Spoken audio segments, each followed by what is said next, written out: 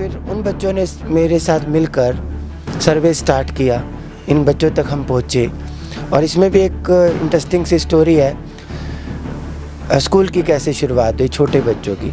7-8 बच्चे हमारे सेंटर के पास ऐसे घूम रहे थे और बहुत ही बैड कंडीशन में थे। हमने क्या किया, MTFC में अभी तक 4600 बच्चों का रजिस्ट्रेशन हो चुका है अभी तक, जिसमें छोटे बच्चे भी, बड़े बच्चे भी, कंप्यूटर वाले भी, इंग्लिश भी वाले बच्चे भी। काफ़ी बच्चे अच्छी जॉब पे सेटल हो चुके हैं, कुछ गवर्नमेंट जॉब पे सेटल हो चुके हैं। 2000 से ऊपर तो हमारे टच में हैं बच्चे, और जो टच में नहीं है वो तो काफ़ी बच्चे हो सकते हैं। 7-8 बच्चों को पकड़कर नहलाना चालू कर दिया। अच्छा। तो सारे बच्चे रोने लग गए कि भाई क्या कर रहे हो हमारे साथ। फिर बहुत ज़्यादा शोर हो गया, हमने कहा भाई कोई दिक्कत ना हो जाए। तो एक बच्चे से पूछा कि तुमने पढ़ना है, तो बोले नहीं पढ़ना। सारे बोले नहीं पढ़ना। तो एक बच्चा तो बिल्कुल छोटा, उससे पूछा कि पढ़ोगे, तो उसने ऐसे गर्दन हिलाई कि हाँ मैं पढ़ूंगा। कि हमने उन बच्चों तक भी पहुंचना है जो बिल्कुल नहीं पढ़ पाते। आप तो थोड़ा बहुत बेसिक एजुकेशन तो ले रहे हो, लेकिन बहुत सारे स्लम्स ऐसे हैं, लेबर क्लास ऐसे हैं जहाँ पर एजुकेशन है ही नहीं।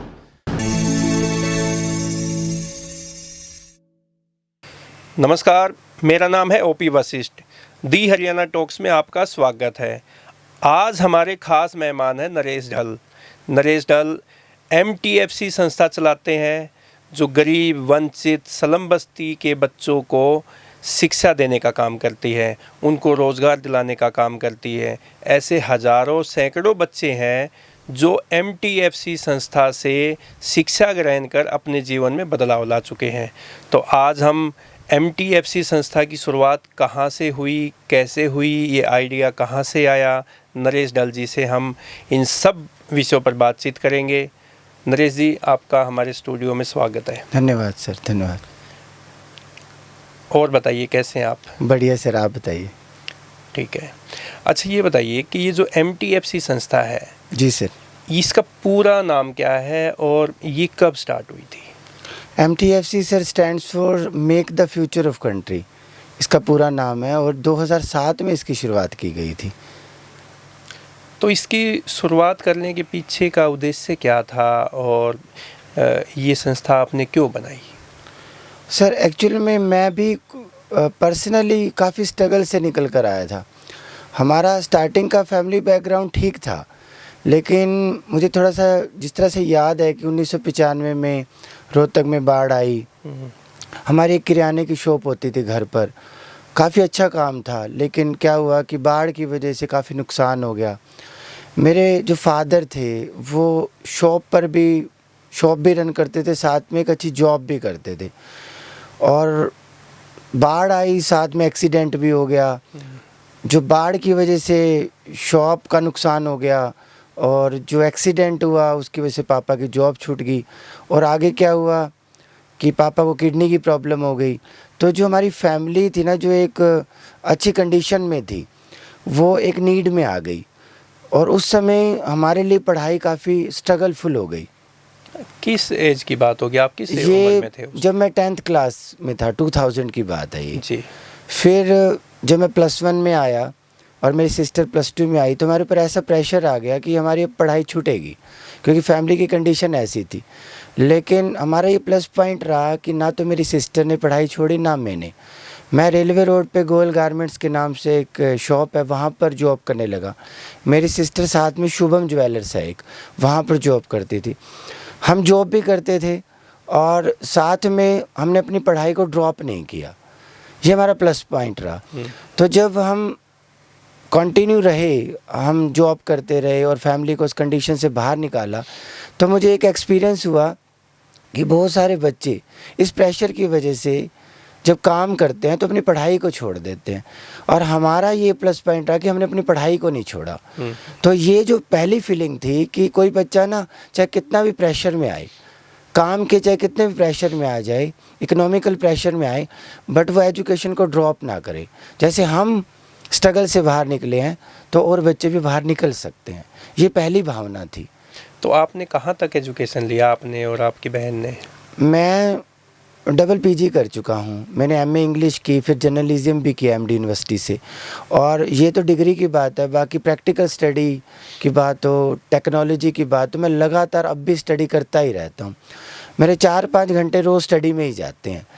ऐसा नहीं है कि डिग्री कर रहा हूँ या नहीं कर रहा, डिग्री तो है ही, डबल पीजी है, बट मैं एजुकेशन के हमेशा टच में रहता हूँ और नई नई चीज़ों को सीखता रहता हूँ।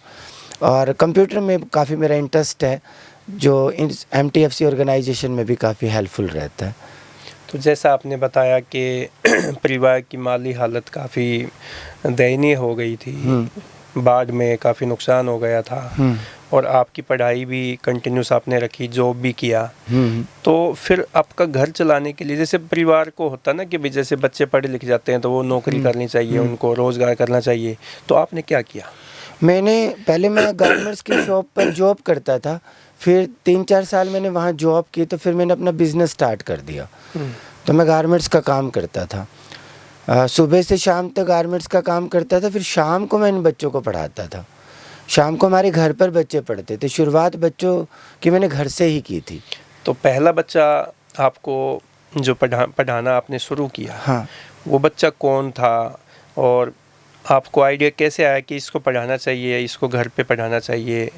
ट्यूशन ही देते होंगे? हाँ। ट्यूशन का मतलब निःशुल्क? हाँ, तो मैंने मैक्सिकन इंस्टीट्यूट है, विकास यादव सर हैं उसके डायरेक्टर, वहाँ से इंग्लिश स्पीकिंग कोर्स किया था। तो जो मेरे पास नॉलेज थी, तो मुझे होता था कि और बच्चों को भी दूँ। ऐसे काफ़ी बच्चों को मैं पढ़ाता था, लेकिन वो जो बच्चे पढ़ते थे उससे कोई सेंटर क्रिएट नहीं हो पाया। वो तो बच्चे पढ़े और चले गए, ऐसा चलता रहता था। लेकिन एक बड़ी इंटरेस्टिंग सी स्टोरी जुड़ी है इसके साथ। एमटीएफसी का एक जो पहला स्टूडेंट था, उसका नाम कुणाल था। कुणाल? हाँ, वो क्या था कि वो मेरा एक फ्रेंड था मोहित, वो उसका ब्रदर था और वो छोटा था। तो मैं अपने फ्रेंड के घर एक बार गया हुआ था, जैसे मोहित के घर पर। तो वो छोटा उसका भाई जो कुणाल, वो पढ़ रहा था, अपनी पढ़ाई कर रहा था स्कूल की। तो 10th की उसकी पढ़ाई थी। तो मैंने उससे पूछा कि भाई कुणाल क्या कर रहे हो? तो बोला मैं ये इंग्लिश का कर रहा हूँ। तो मैंने कहा मैं आपको अपने मेथड से थोड़ा बताता हूँ। मैंने वैसे ही उसको कैजुअली कुछ बताया था कि ऐसे आप इंग्लिश को ऐसे करो। तो उसको बड़ा अच्छा लगा, मुझे नहीं पता था उसको अच्छा लगा। अगले दिन वो आया और भैया बोला कि भैया जो आपने मुझे कल बताया था ना, थोड़ा आगे बताओ। उसने मुझे भैया बोला, और मेरे पढ़ाने से पहले वो पड़ोस में मुझे तू बोलता था, जैसे पड़ोस के बच्चे होते हैं। तो मैं बड़ा हैरान हुआ कि मेरे एक दिन पढ़ाने से ये बच्चा तू से भैया पर आ गया। मतलब रिस्पेक्ट लगी कि पढ़ाने का क्या है। तो मैं उसके घर पर गया, तो मैं एक कमरे में, उसके घर के ऊपर एक कमरा था, खाली कमरा, मतलब बिल्कुल ना तो उसमें पंखा ना चेयर, जैसे खाली पड़ा होता है। तो वहाँ पढ़ाने लगा। और इंग्लिश में हम क्या है कि खड़े होकर प्रैक्टिस करते। तो पहले दिन मैंने उसको खड़े होकर पढ़ाया था। तो फिर ऐसे देखा कि पड़ोस में और बच्चों को भी पता चला कि रात में ऐसे क्लास चलती है, तो और बच्चे भी आ गए। तो 7-8 बच्चे हो गए, 10 हो गए, 15 हो गए, 20 हो गए। मेरा प्लस पॉइंट ये रहा कि जब मैंने जिस बच्चे को पढ़ाया, वो साथ साथ और बच्चों के लिए तैयार होता गया। तो ऐसे ही एमटीएफसी ऑर्गेनाइजेशन खड़ी हो गई। उन बच्चों में भावना जुड़ती चली गई कि एमटीएफसी इसके बाद आपने इसका गठन किया है? पहले एमटीएफसी हमारा एक फ्रेंड सर्कल तो था, मेक द फ्रेंड सर्कल, जो हमने मैक्सिकन इंस्टीट्यूट में बनाया था। तो कुणाल को पढ़ाने के बाद 10-15 दिन बाद टीचर्स डे था। तो टीचर्स डे पर वो जो एमटीएफसी था ना, मेक द फ्रेंड सर्कल, उसको हमने टीचर्स डे पे make the future of country बना दिया। ओके। तो वहाँ से मतलब 5 सितंबर 2007 से एमटीएफसी की एक विधिवत रूप से एक शुरुआत हो गई। तो जैसे ये तो थे आपके जो अड़ोस पड़ोस के फ्रेंड के बच्चे थे, हाँ। लेकिन आप बाद में ये जो सलम बस्तियाँ हैं, जो प्रवासी परिवार हैं यहाँ पे जो काम धंधा करते, उनके बच्चों को पढ़ाना, झुग्गी झोपड़ियों में जाना, ये कब स्टार्ट किया? हमें एक्चुअल में ना किराए की जगह होती थी हमारी, तो काफ़ी दिक्कत आती थी। तो जगह बार बार हमें बदलनी भी पड़ती थी। कभी थोड़ी पड़ोस की दिक्कत आ जाती थी, कभी मकान मालिक कहता था कि किराया बढ़ा दो, ऐसी दिक्कतें थी। और इन जो भी बच्चे थे मेरे पास जो इंग्लिश स्पीकिंग कोर्स करते थे, इनसे मैं शेयर करता था कि हमने उन बच्चों तक भी पहुंचना है जो बिल्कुल नहीं पढ़ पाते। आप तो थोड़ा बहुत बेसिक एजुकेशन तो ले रहे हो, लेकिन बहुत सारे स्लम्स ऐसे हैं, लेबर क्लास ऐसे हैं जहाँ पर एजुकेशन है ही नहीं। तो फिर उन बच्चों ने मेरे साथ मिलकर सर्वे स्टार्ट किया, इन बच्चों तक हम पहुँचे। और इसमें भी एक इंटरेस्टिंग सी स्टोरी है, स्कूल की कैसे शुरुआत हुई छोटे बच्चों की। 7-8 बच्चे हमारे सेंटर के पास ऐसे घूम रहे थे और बहुत ही बैड कंडीशन में थे। हमने क्या किया, उन 7-8 बच्चों को पकड़कर नहलाना चालू कर दिया। अच्छा। तो सारे बच्चे रोने लग गए कि भाई क्या कर रहे हो हमारे साथ। फिर बहुत ज़्यादा शोर हो गया, हमने कहा भाई कोई दिक्कत ना हो जाए। तो एक बच्चे से पूछा कि तुमने पढ़ना है? तो बोले नहीं पढ़ना। सारे बोले नहीं पढ़ना नहीं पढ़ना। तो एक बच्चा तो बिल्कुल छोटा, उससे पूछा कि पढ़ोगे? तो उसने ऐसे गर्दन हिलाई कि हाँ मैं पढ़ूंगा। उसका नाम मानव था। तो उससे हमारे MTFC की स्कूल की शुरुआत होगी। जो पहला बच्चा जो है मानव था आपके सेंटर का MTFC बच्चा कुणाल था और स्कूल का बच्चा मानव था। उससे हमारे इन छोटे बच्चों की भी शुरुआत तो होगी। मानव की जो माँ बाप है वो क्या करते थे? वो ऐसे लेबर क्लास थे, उनको इतनी ज़्यादा समझ भी नहीं थी। और उन्होंने तो पढ़ाने के बाद ये कहा कि हमने उस बच्चे के पुराने कपड़े तो फेंक दिए थे, नए पहना दिए थे। तो उनके पेरेंट्स ने तो हमें ये कहा कि तुमने हमारे नए कपड़े तो रख लिए और पुराने पहना दिए इसको। अच्छा, नए कपड़े। तो इस टाइप की चीज़ें थी। तो उस मानव से शुरुआत हुई थी, फिर और बच्चों को भी पढ़ाते गए तो ये चीज़ें बढ़ती चली गई। तो इसके लिए तो जैसे काफ़ी संसाधन चाहिए होते हैं, हाँ स्टेशनरी चाहिए होती है, समय आप चलो समय तो आप दे सकते हैं, हाँ, लेकिन जो संसाधन है वो कहाँ से आते थे उस टाइम पे? शुरुआत में हमें बिल्कुल भी नॉलेज नहीं थी कि हम क्या कर रहे हैं। हमें यूँ था कि हम बच्चों को पढ़ा रहे हैं, लेकिन हमारे पड़ोस में एक अंकल जी थे, अभी थोड़े दिन पहले वो एक्सपायर हुए हैं। उनका नाम विनोद लूथरा अंकल था। तो उन्होंने हमें बताया कि बेटा तुम जो काम कर रहे हो ना, इसको एक ना संस्था बनाओ, रजिस्टर्ड कराओ। तो वो हमने करवाया। और सबसे पहले गोविंद राम सिंगल जी हैं, मानव सेवा संघ के इंचार्ज जी। उन्होंने कहा कि उनसे मिलो, वो समाज सेवी हैं, तुम्हें गाइड करेंगे। तो हमारी ऑर्गेनाइजेशन के एक तरह से वो पहले व्यक्ति थे जिन्होंने हमें ये चीज़ें प्रोवाइड करवाई या हमें सपोर्ट किया और उसे मिलवाया।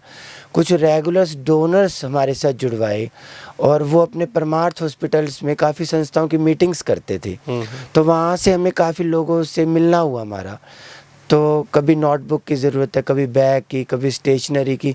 धीरे धीरे ऐसे लोग MTFC ऑर्गेनाइजेशन के साथ जुड़ते गए। पर पहले जो व्यक्ति थे जिन्होंने ये इनिशिएटिव लिया वो श्री गोविंद राम सिंगल जी हैं। तो ये जो आप चंदे वाला जो काम है, डोनेशन की बात आप कर रहे हैं, तो डोनेशन तो देखो दे देते हैं लोग, लेकिन जैसे कुछ लोग ऐसे भी तो हैं कि जो कहते हैं कि इन डोनेशन लेने के लिए ये एक नया धंधा शुरू कर दिया है। ऐसी भी बातें कभी आई जीवन में? ऐसा स्ट्रगल काफ़ी आता है, और वो स्ट्रगल ना ऐसा नहीं कि स्टार्टिंग में आता है। हर फेज़ का एक अपना स्ट्रगल है। स्टार्टिंग का अपना स्ट्रगल है, मिडल का अपना स्ट्रगल है और आगे का अपना स्ट्रगल है। लेकिन मैं ये कह सकता हूँ जितना स्ट्रगल रहा उससे कई गुना समाज से प्यार मिला। तो वो प्यार मिला तो हिम्मत भी मिली, हिम्मत मिली तो एक काम भी होता गया। और हम कोई भी काम करें, चाहे वो चैरिटेबल वर्क हो चाहे प्रोफेशनल वर्क हो, इस तरह के रिवर्स कमेंट्स तो आते ही हैं। और वो ये नहीं कि एक फेज़ के आने के बाद वो आने बंद हो जाते हैं, बस उनकी फॉर्म चेंज हो जाती है। तो वो सबकी अपनी सोच है और सबकी सोच को एक्सेप्ट करके आगे बढ़ना ही होता है। तो ऐसे कितने बच्चे अभी तक MTFC संस्था जो है वो पढ़ा चुकी है, उनको स्किल्ड बना चुकी है, या उनको हायर एजुकेशन दिलवा चुकी है, या रोज़गार दिला चुकी है? MTFC में अभी तक 4600 बच्चों का रजिस्ट्रेशन हो चुका है अभी तक, जिसमें छोटे बच्चे भी, बड़े बच्चे भी, कंप्यूटर वाले भी, इंग्लिश भी वाले बच्चे भी। काफ़ी बच्चे अच्छी जॉब पे सेटल हो चुके हैं, कुछ गवर्नमेंट जॉब पे सेटल हो चुके हैं। 2000 से ऊपर तो हमारे टच में हैं बच्चे, और जो टच में नहीं है वो तो काफ़ी बच्चे हो सकते हैं। और वो बच्चे जो कभी पढ़ते थे आज वो MTFC के कंट्रीब्यूटर हैं, वो डोनेशन देते हैं यहाँ पर किसी भी फॉर्म में हो। एक हमारा बच्चा है अक्षय, वो यहाँ पर पढ़ता था और बच्चों को मार्शल आर्ट भी सिखाता था। पहले फिज़िकल तौर पर बच्चों की हेल्प करता था, अब वो USA में सेटल हो चुका है।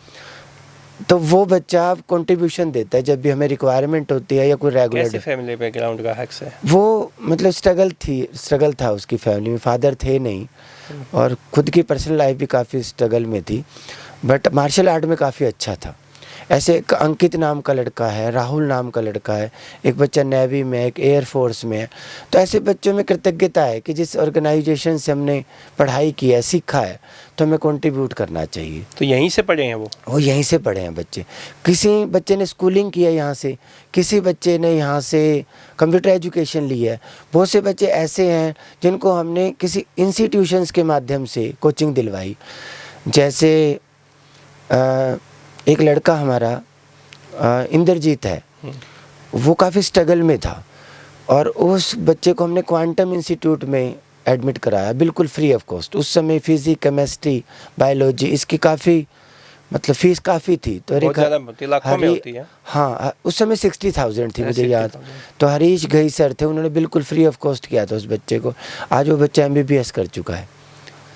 आपके वहाँ से पढ़ा? हाँ, ऐसे बहुत सारे बच्चे हैं। तो ये जो बच्चे पढ़े हैं और ये जो आपने बताया कि स्कूलिंग हमारे वहाँ से करते हैं, MTFC स्कूल है, तो स्कूल है या आप पढ़ाते हैं बच्चों को और किसी और स्कूल में एडमिशन कराते हैं? ये थोड़ा सा। हमारी MTFC ऑर्गेनाइजेशन मेन स्ट्रीम में लाने का काम करती है बच्चों को। नर्सरी टू 5th तो कोशिश करते हैं हम पढ़ाएं ताकि वो बच्चे रेगुलर हो सके। उनका रजिस्ट्रेशन हो जाता है, रजिस्ट्रेशन हो जाता है, वो मेन स्ट्रीम में आ जाते हैं। पहला स्टेप तो ये रहता है हमारी संडे पाठशाला, अलग अलग जगह पर हमारी संडे पाठशाला चलती हैं, वहाँ पर हम सिर्फ संडे को पढ़ाते हैं। फिर जब संडे को बच्चा रेगुलर आता है तो वहीं पर हम एक संस्कार केंद्र बना देते हैं, बच्चा रेगुलर आने लग जाता है। जब हमें लगता है कि वो संस्कार केंद्र में बच्चा रेगुलर आ रहा है तो उसको कनेली रोड वाले सेंटर पर हम नर्सरी टू 5th की पढ़ाई करवाते हैं। वहाँ पर उसकी बच्चे की एक मेन एजुकेशन स्टार्ट हो जाती है। पेरेंट्स कोऑपरेट करते हैं, बच्चा रेगुलर आता है, पढ़ने में इंटरेस्ट लेता है। तो फिर कुछ गवर्नमेंट स्कूल्स हैं जो अच्छे गवर्नमेंट स्कूल है, जैसे मॉडल टाउन में भी है, तो वहाँ पर उन बच्चों को हम शिफ्ट कर देते हैं। शिफ्ट करने के बाद भी हम उनकी पूरी मॉनिटरिंग रखते हैं। वहाँ पर बच्चों को खुद लेके जाते हैं, बस से लाते हैं। फिर शाम को उन्हीं बच्चों का होमवर्क करवाना, उन्हें कंप्यूटर सिखाना, उन्हें इंग्लिश करवाना, संडे की क्लासेस देना, उनका टच बना रहता है।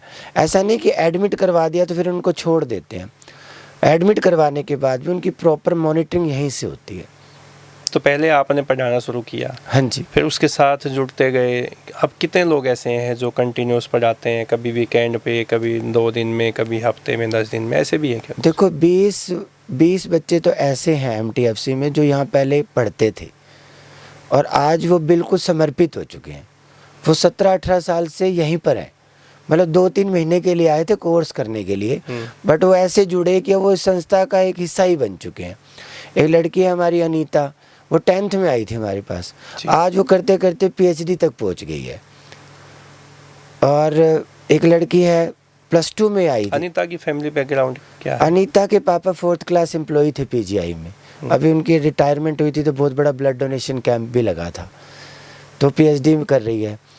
2 लड़कियां हमारी, मीना और रीना, वो रोहतक की पहली लड़कियां हैं जिन्होंने हैवी लाइसेंस लिया है बस चलाने का। MTFC संस्था के 2 लड़कियां ऐसी हैं जो हैवी लाइसेंस वो बस चलाती हैं अभी भी वो रेगुलर बच्चों को लाने ले जाने का काम वही करती हैं। जो आपके स्कूल की बस है? स्कूल की जो बस है। कोई मेल ड्राइवर नहीं हमारे पास और कोई पेड भी नहीं है, नहीं है कोई भी ना। वही 2 लड़कियां चलाती है बस, बच्चों को लाना ले जाना, इवन टूर पे लेके जाना। अमृतसर गए हैं हम बच्चे, अक्षरधाम गए हैं, बड़ी बड़ी जगह पर वही लड़कियां चलाती हैं और कहीं ना कहीं मेल ड्राइवर से अच्छा चलाती है। एक लड़की हमारी सरिता नाम है, वो दिव्यांग है, तो +2 में आई थी हमारे पास और उसके आगे की पढ़ाई छूट चुकी थी। तो लावारिस पीड़ित पशु सेवा संघ के जो संचालक है डॉक्टर जगदीश मलिक जी, उन्होंने उसकी पढ़ाई को कंटिन्यू कराया। उस लड़की ने ग्रेजुएशन की, MSW की और अब वहीं पर समर्पित है। सारे अकाउंट्स का काम, सारे डॉक्यूमेंटेशन का काम और इतने सारे बच्चों को उसने टाइपिंग सिखाई है, तो वो वही संभालती है। मतलब कंप्यूटर सेंटर को एक तरीके से वही संभालती है, वो टाइपिंग का संभालती है। हमारी एक पूजा है, उसको हमने सेंटर इंचार्ज बनाया हुआ है, वो मेरी एब्सेंस में पूरा सेंटर संभाल लेती है। अभी मैं आप स्टूडियो में हूँ आपके साथ, लेकिन अभी वो सेंटर बिल्कुल रनिंग है और मुझे ये चिंता नहीं होती कि पीछे से सेंटर कैसे रन होगा। मुझे जब मैं जाता हूँ तो कुछ ना कुछ बेटर ही मैनेज होता है। तो पूजा ने भी +2 के बाद आई थी हमारे पास, तो ग्रेजुएशन की, MCA की, MSW की, तो डबल PG वो भी हो चुकी है। दो बच्चे तो ऐसे हैं जिनकी क्वालिफिकेशन मुझसे ज़्यादा हो चुकी है और मुझे खुशी है इस बात को लेकर। तो जॉब लगी उनकी? नहीं, वो वहीं पर डेडिकेटेड है। तो फिर वो परिवार का पालन पोषण हमने गुजारा एक ना कैसे करती है? प्रिंटिंग का प्लेटफॉर्म बनाया हुआ है 8 लड़कियों के लिए, जी। हाई मेंटेलिटी के नाम से। वो फ्लैक्स प्रिंटिंग का काम पहले मैं करता था, फिर मेरी मिसेज है मीनाक्षी, उनकी गवर्नमेंट जॉब लग गई। तो इतना मुझे इकोनॉमिकल पर्सनली कोई प्रॉब्लम नहीं है, ना इतनी कोई लग्जरियस लाइफ की उम्मीद है, ना कोई शौक़ है ऐसा। तो वो प्रिंटिंग का वर्क भी मैंने उन लड़कियों को हैंड ओवर किया हुआ है। तो उसको लीड करती है हमारी सोनिया, फ्लैक्स पेपर वो सारा कुछ वो करती है। तो उन जो 8 लड़कियां जो डेडिकेटेड है एमटीएफसी से, जो एमटीएफसी से ना तो कोई सैलरी लेती है ना कोई ऑनरेरियम लेती है, उनका जो उनका पर्सनल सर्वाइवल है वो वहाँ से चलता है। जो प्रिंटिंग का काम है? प्रिंटिंग का काम है हमारा। वो वहाँ से कुछ भी नहीं लेती, ना सैलरी ना ऑनरेरियम, ना वहाँ से कुछ खाना पीना। उनको हमने ऐसा डेवलप किया हुआ है कि तुम यहाँ ऑर्गेनाइजेशन के फाउंडर हो। अगर फाउंडर ही कुछ लेने लग जाएंगे तो फिर ऑर्गेनाइजेशन बढ़ नहीं सकती, तुम तो फिर स्टाफ बन जाओगे। उनके बाद के बच्चों को ऑनरेरियम तो देते हैं, लेकिन उन 8 लड़कियों को कुछ नहीं देते, ताकि उनके अंदर ये भावना बने कि हम इस ऑर्गेनाइजेशन के फाउंडर हैं और इसको हमने ही रन करना है। उनका सर्वाइवल कैसे चलेगा उसका भी एक प्लेटफॉर्म बनाया हुआ है हमने। तो जैसे आपने बात की ये मीनाक्षी की गवर्नमेंट जॉब लग चुकी है, आपकी वाइफ है, हाँ जी, वो एमटीएफ से जुड़ने आई थी और फिर आपने आपके साथ जैसे वो हाँ, विवाह बंधन में बंधी? हाँ, मैंने 2007 में स्टार्ट किया था। उस समय मैं एमए इंग्लिश कर रहा था और वो एमए इकोनॉमिक्स कर रही थी। तो मेरे पास आई कि भाई मैं भी बच्चों को पढ़ाना चाहती हूँ। तो मुझे सही लगा तो मैंने उनके सामने प्रपोजल रख दिया। मैंने कहा अगर हम शादी कर लें तो आते ही प्रपोजल रख दिया? नहीं, कि थोड़ा आते तो कोई भी चीज़ हो नहीं सकती है। मुझे उनका नेचर लगा कि उनकी भावना लगी कि वो ऐसे मेरे साथ इस काम को आगे बढ़ा सकती हैं। तो मैंने उनको कहा कि हम ऐसे दोनों अगर इस तरह से कर लें, और हमने उस स्टार्टिंग में ही शादी से पहले ही प्लान किया था कि हम किसी बच्चे को जन्म नहीं देंगे। हम शादी करेंगे, इन बच्चों को ही अपना बच्चा मानेंगे और आगे इनके लिए काम करेंगे, और उस डिसीज़न पर आज तक हम स्टेबल हैं। कितना टाइम हो गया शादी को? शादी 2012 में हुई थी हमारी। तो ये इतना बड़ा डिसीज़न और कंप्रोमाइज़ शादी के साथ, शादी करते समय ये कैसे लिया, और इसके कभी आपको बीच में कोई ऐसा लगा कि ये हमने गलत डिसीज़न लिया? नहीं, मुझे कभी ऐसा फील नहीं हुआ, आज तक फील नहीं हुआ। मुझे पर्सनली, मतलब मैं पर्सनल फीलिंग बताऊं तो मुझे एक छोटी सी फैमिली मुझे पर्सनली अच्छी नहीं लगती है कि भाई पेरेंट्स हैं, 2 बच्चे हैं, उन्हीं के लिए जीना है, उन्हीं के लिए करना है। मुझे ऐसा लगता है ऐसा तो कोई भी कर सकता है, हम क्या अलग करें।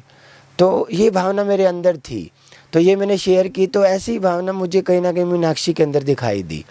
तो हमारा वो डिसीज़न, आज तक हमें कोई दिक्कत आई नहीं। बहुत समाज के बहुत से लोगों से हमने पर्सनल ये शेयर किया। पब्लिकल तो आज पहली बार आपको बता रहा हूँ।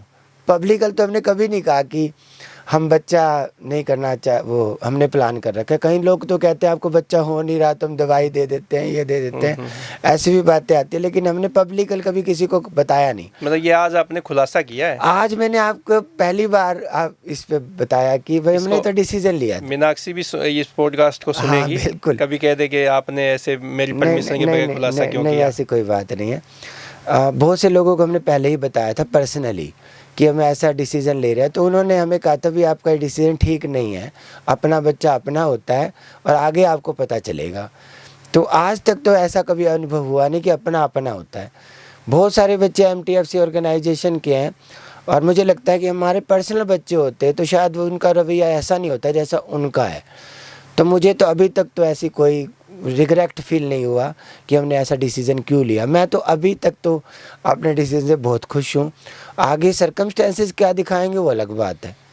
मीनाक्षी गवर्नमेंट स्कूल में पीजीटी हाँ जी, है? हाँ जी। तो कभी उनकी जो कलीग्स है, टीचर है, वो ये नहीं कहती कि भाई आपने बच्चा बनाना चाहिए? ऐसे होता है, ऐसा होता है।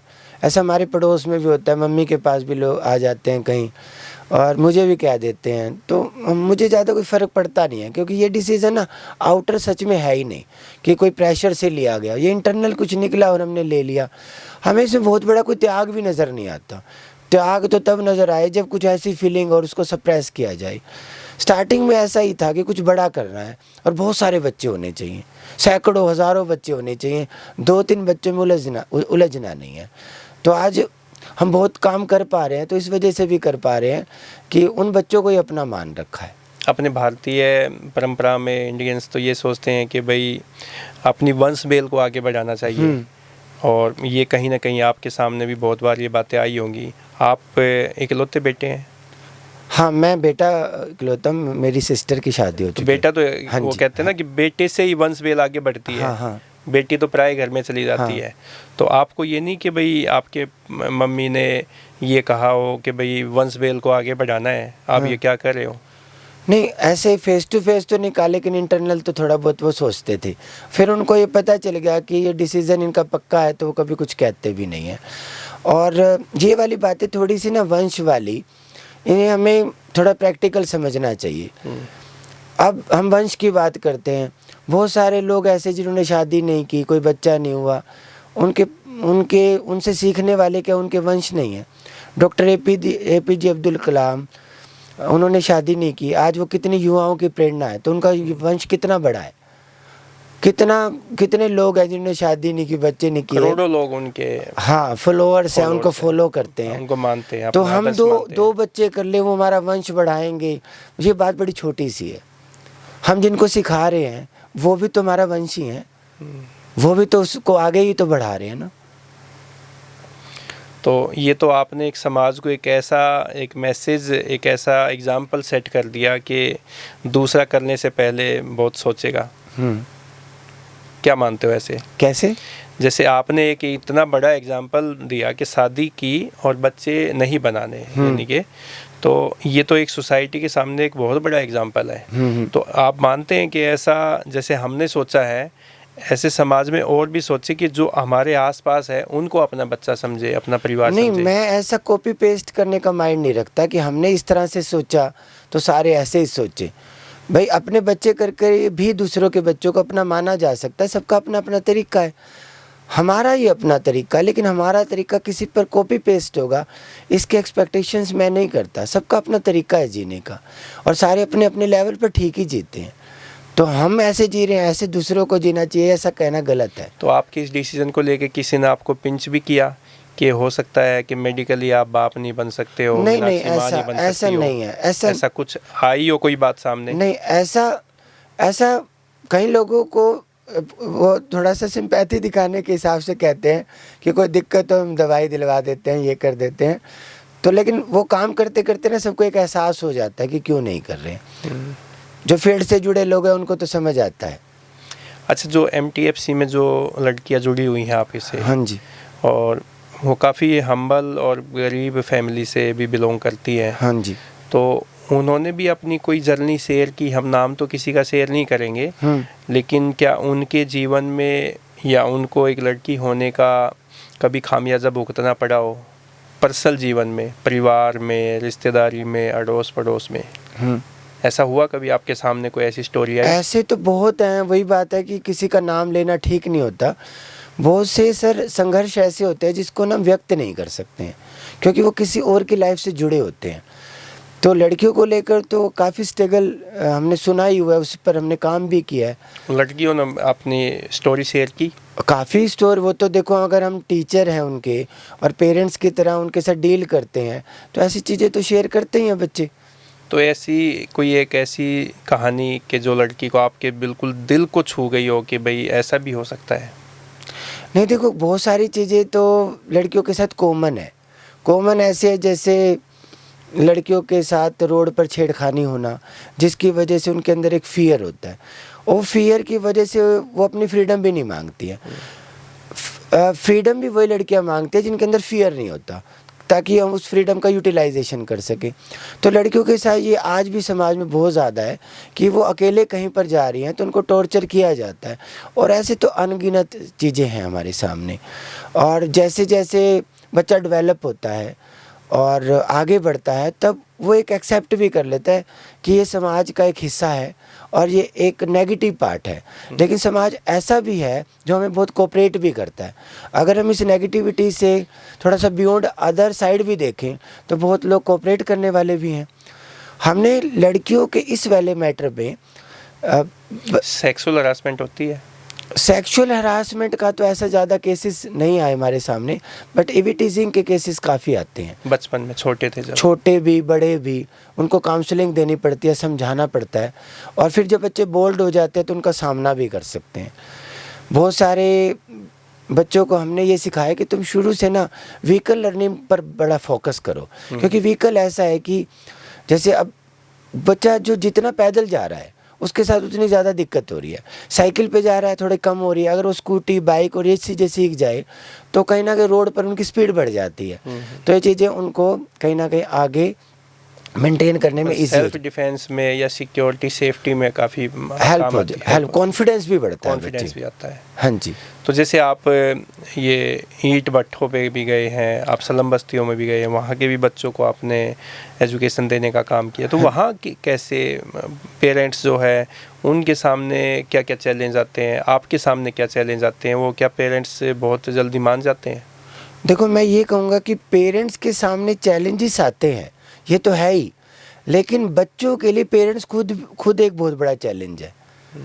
क्योंकि मुझे ऐसा लगता है कि ये जो हम काम कर रहे हैं, चाहे हम काम कर रहे हैं या और ऑर्गेनाइजेशंस काम कर रही हैं, हमें सिर्फ लगता है कि ये जो बच्चे हैं ना आर्थिक रूप से इनको समस्या है, लेकिन मुझे ऐसा लगता है आर्थिक से ज़्यादा ना मानसिक समस्या है। आर्थिक गरीबी से ज़्यादा मानसिक गरीबी है, वो जो पेरेंट्स से मिलती है। कई बार बच्चों को बहुत साधन भी मिल जाते हैं, उसके बावजूद भी वो बच्चे पढ़ नहीं पाते, उसका कारण उनके पेरेंट्स होते हैं। हम एक सिंपैथी के वे से कह तो सकते हैं कि वो गरीब है, लेकिन उनकी गरीबी कहीं ना कहीं मानसिक भी होती है। उनको कहीं ना कहीं वो आदत हो जाती है उस इन्वायरमेंट में रहने की, और उस इन्वायरमेंट को तोड़ना हमारे लिए एक चैलेंज होता है। बहुत सारे पेरेंट्स के पास साधन होते हैं, लेकिन वो अपने बच्चों को पढ़ाना ही नहीं चाहते। उनकी सोच इतनी ही सीमित होती है कि हमारा बच्चा काम करेगा, हमारे लिए पैसा लेकर आएगा, उससे हमारा घर का खर्चा चल जाएगा, और ये पढ़ाई और ये चीज़ें तो वेस्ट है। आप समय देते हैं, अपना बच्चों को एजुकेशन देते हैं, कंप्यूटर सिखाते हैं, आप स्किल्ड डेवलपमेंट का काम करते हैं, जॉब्स दिलवाने का काम करते हैं, लेकिन जैसे ये सब चीज़ें होती है तो इसमें समाज है, लोग है, ये भी कहते होंगे कि भाई नरेश ढल ने क्या किया, इसके लिए तो आप बहुत बड़े बड़े लोग सेठ लाला बैठे हैं, हाँ। वो संस्था को चंदा देते हैं, हाँ। और आप उस चंदे से बच्चों को पढ़ाते हैं, तो इसमें आपका कंट्रीब्यूट क्या रहा, ये ऐसा कहते हैं? नहीं, ऐसे तो ज़्यादा इससे इस तरह की चीज़ें तो सामने नहीं आती।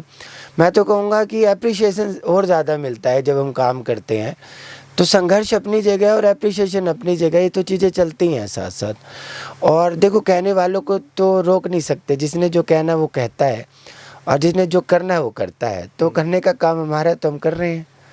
तो क्या ये जो आपको डोनेशन मिलता है, हाँ जी, इस पैसे से आप अपने निजी जो ज़रूरतें हैं उनको पूरा करते हैं? बिल्कुल भी नहीं। हमने तो कहीं ना कहीं जो निजी चीज़ें थी वो इस ऑर्गेनाइजेशन में लगाई होंगी। इस ऑर्गेनाइजेशन को हमने प्रोफेशन नहीं बनाया। प्रोफेशन बनाते तो आज आपके स्टूडियो में नहीं बैठे होते। तो इसको हमने सेवा बनाया, और आगे जो बच्चे हैं जिनको मोटिवेट किया, जिनको वॉलंटियर्स बनाया, उस ऑर्गेनाइजेशन का मेंबर बनाया, उनको भी यही सिखाया कि ये सेवा करने का मंच है, ये कमाई का मंच नहीं है। तो आप डोनेशन मांगते हैं या खुद मिल जाता है? डोनेशन खुद भी मिल जाता है, और बच्चों के लिए कन्विंस भी करना पड़ता है लोगों को। दोनों तरीके रहते हैं। तो जब आप किसी डोनेशन लेने के लिए जाते हैं या उनको कहते हैं, हाँ जी, तो हेजिटेशन होती है? हेजिटेशन तो होती है, बिल्कुल होती है, लेकिन ये भी होता है कि हम अपने लिए तो कह नहीं रहे, हम कह तो बच्चों के लिए रहे हैं, और जिन बच्चों के लिए कह रहे हैं, जब उनकी एजुकेशन में डेवलपमेंट आता है तो अच्छा भी लगता है कि हमने अपनी हेजिटेशन को तोड़कर इन बच्चों के लिए काम किया, तो अच्छा है। तुम्हारी हेजिटेशन तो इतनी थी और इन बच्चों का डेवलपमेंट इतना हो गया, तो हेजिटेशन तो होती है। निराशा भी मिली आपको कभी? बहुत बार मिली है, बहुत बार, अनगिनत बार। जैसे उदाहरण के तौर पे मैं आपको एक उदाहरण दूं, इसमें नेचर भी बहुत बड़ी हेल्प करता है। एक बार मैं बड़ा डिप्रेस था, हमारा झज्जर चुंगी पे सेंटर, हम रेंट भी पे नहीं कर पा रहे थे, और ऐसा मन में आया कि कैसे ऑर्गेनाइजेशन चलेगी। ऐसी बड़ी सिचुएशन आई हमारे सामने, इकोनॉमिकल तो मैं ऐसे बैठा था, तो मुझे याद है नीतानंद स्कूल के डायरेक्टर थे, फाउंडर डॉक्टर जय सिंह मलिक जी, जय सिंह मलिक। वो आए और उन्होंने विज़िट किया MTFC का और मुझे 1500 रुपये डोनेशन दिए। आज वो 1500 रुपये नॉर्मल लगते हैं, लेकिन उस 1500 रुपये से एकदम बूस्ट मिला। नहीं, ऐसा नहीं है कि अगर हम अच्छा काम करेंगे तो लोग अपने आप आएंगे, देखेंगे और कंट्रीब्यूशन भी मिलेगा। तो ऐसी इंस्पिरेशन की बातें हैं। एक बार ऐसी सिचुएशन आई, हमारे MTFC में बिल्कुल पैसे नहीं और बहुत दिक्कत, और मेरा एक फ्रेंड था मंजीत, और MTFC के माध्यम से जुड़े थे। पता नहीं क्या हुआ, अचानक मैं बैठा और वो मेरे हाथ में एक पैकेट पकड़ा के चले गई, और जब मैंने उस पैकेट को खोल के देखा तो उसमें 21,000 रुपये थे। वो बात मैं आज तक उनसे शेयर नहीं कर पाया कि वो क्यों आए थे, किस लिए दिए थे। और मैंने देखा कि उसमें 21,000 रुपये, मैंने कहा ये क्या, बड़ा मुझे जो अचंभा लगा। ये कोई अंधविश्वास वाली बात नहीं है, रियल लाइफ का एक्सपीरियंस बता रहा हूँ आपको। और यही कंडीशन 2-3 महीने बाद फिर हुई मेरे सामने, और उन्होंने ऐसा ही पैकेट मुझे दिया, उसमें 11,000 रुपये थे। तो मंजीत को फ़ोन किया कि ये क्या है? मैं आज इस स्टूडियो के माध्यम से उनको वीडियो दिखाऊंगा। उसके बाद भी उन्होंने कंट्रीब्यूशन दिया, लेकिन उनकी जॉब चंडीगढ़ में लग गई, तो मैं उनसे ये बात शेयर नहीं कर पाया कि मैं इस कंडीशन में था, तब आपने मुझे पैकेट दिया था। उनके लिए वो सिर्फ पैकेट था और मेरे लिए वो बूस्ट था। तो ऐसे कई बार बूस्ट मिले जिसकी वजह से ऑर्गेनाइजेशन बच गई, नहीं तो वो जो मोराल था वो डाउन भी हो सकता था। एक बार तो मैं आपको बताऊं, जो अनीता बाहर आई हुई है, अनीता थी, एक अंजू थी हमारे सामने, एक अंजू लड़की थी।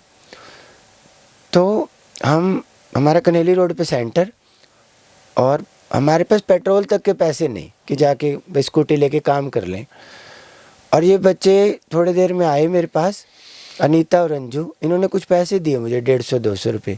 मैंने कहा ये तुम कहाँ से लाए हो? बोले सर वो जो हमारे ग्राउंड पे जामुन का पेड़ लगा हुआ है ना, जामुन तोड़ के मार्केट में सेल कराए हैं, और वो जामुन से जो पैसे आए हैं ना वो लेकर आए हैं।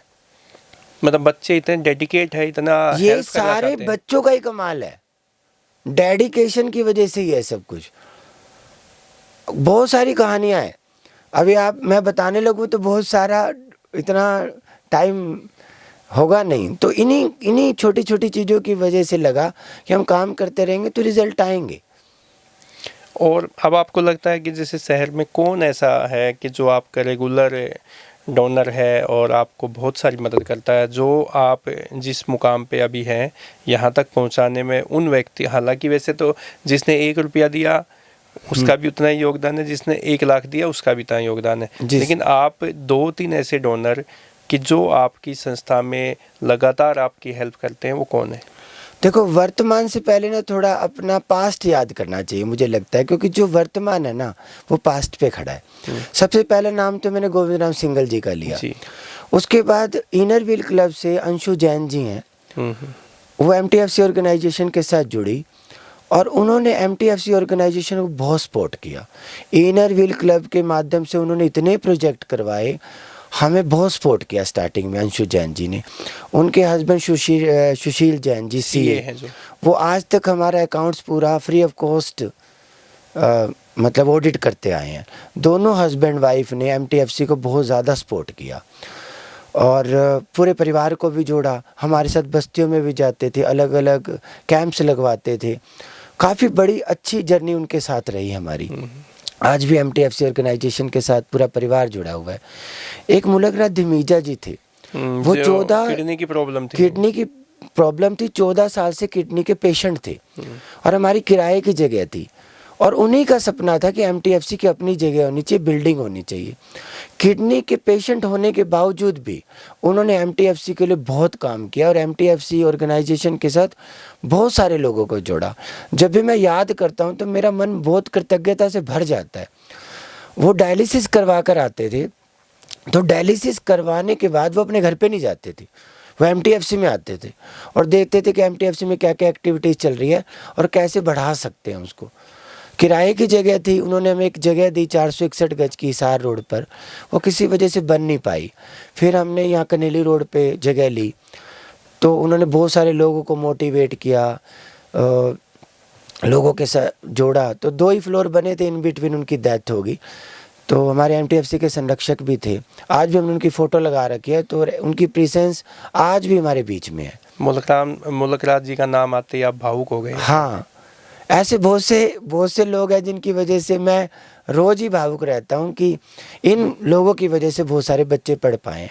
हमारा कहीं ना कहीं फेस हो जाता है कि नरेश ढल ने किया, मीनाक्षी ढल ने किया, लेकिन हमें कितने लोगों ने सपोर्ट किया, उनकी वजह से तो हम कर पा रहे हैं ना। मतलब क्रेडिट आपको नहीं जाता ये? क्रेडिट का तो पता नहीं है, लेकिन मुझे लगता है कि समाज के जो अच्छे लोग हैं ना, उनकी वजह से हम कुछ कर पा रहे हैं।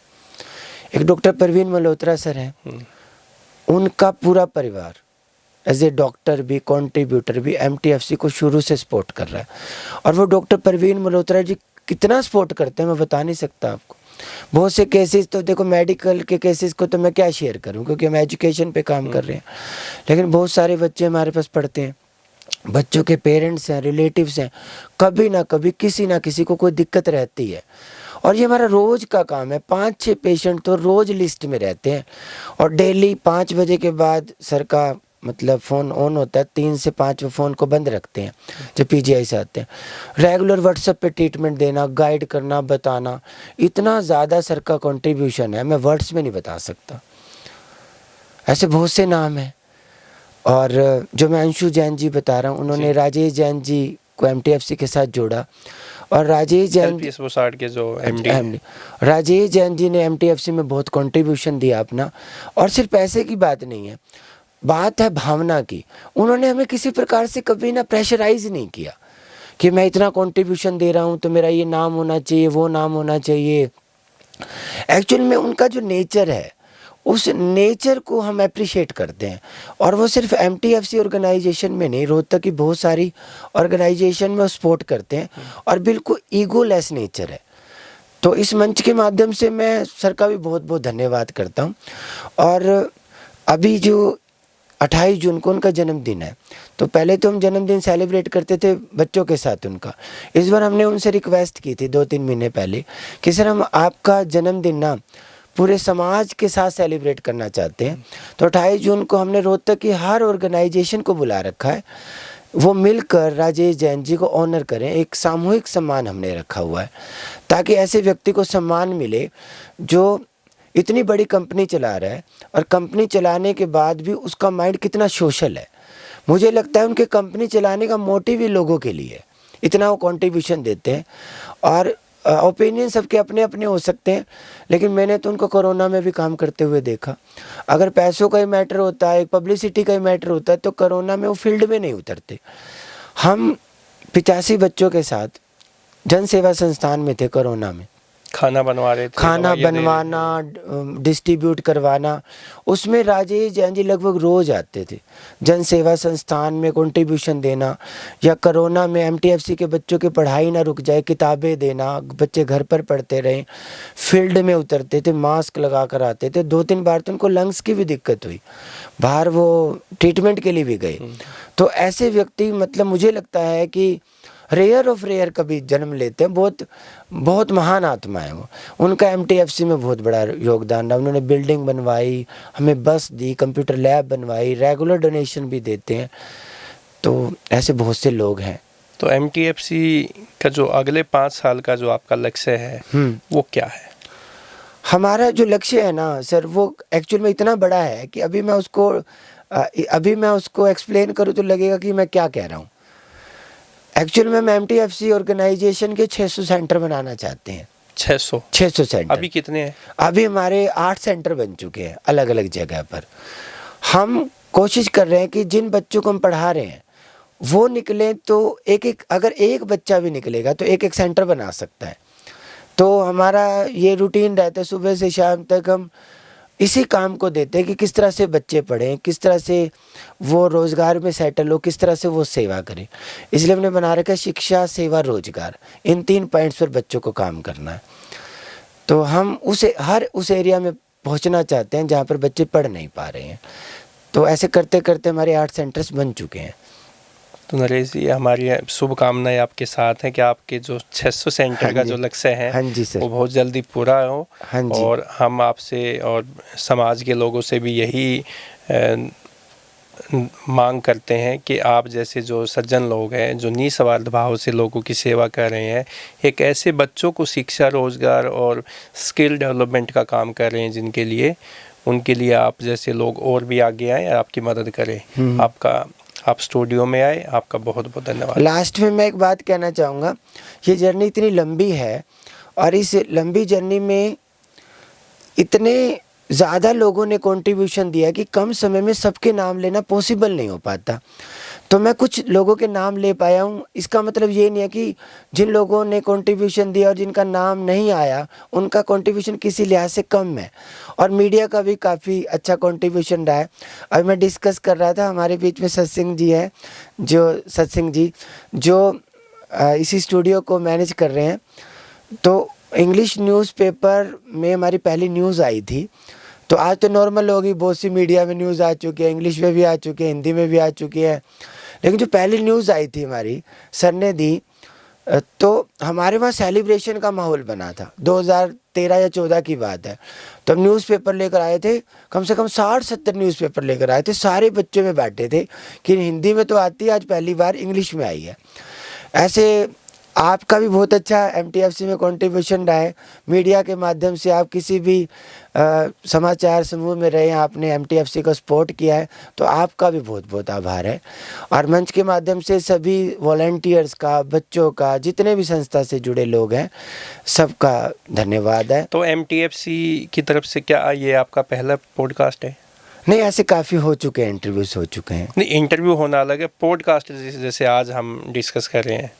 नहीं, कुछ खबर फास्ट में भी पहले हुए थे ऐसे। जी। मेन इंटरव्यू नहीं है, मेन है मिशन सर। वो मिशन चलता रहेगा तो ये चीज़ें भी चलती रहेंगी। तो दोस्तों, नरेश ढल जी के साथ हमने अब MTFC संस्था को लेकर काफ़ी डिस्कस किया। आपको MTFC की जर्नी और नरेश ढल का जो समर्पण और त्याग जो है वो कैसा लगा, उसके बारे में आप कमेंट करके ज़रूर बताएं। नरेश जी, आपका बहुत बहुत धन्यवाद सर, बहुत बहुत धन्यवाद सर।